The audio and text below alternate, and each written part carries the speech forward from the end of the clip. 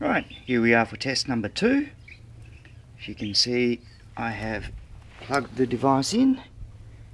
This is my switch for activating it, and I have buried the air cannon into this wheelbarrow full of sand.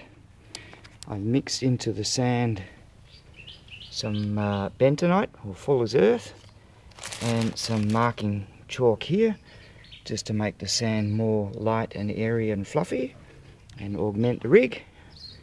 Buried that into some sand.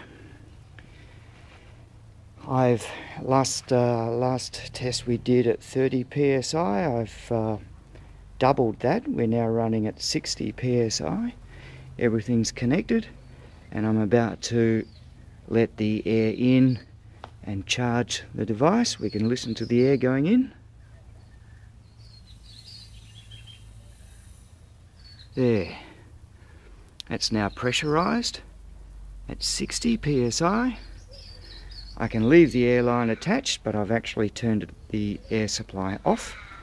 And I'm going to come back to safety here with my little switch, and I'll wait for the director to call action. 3, don't mind my washing. 3, 2, 1, action. And there you have it.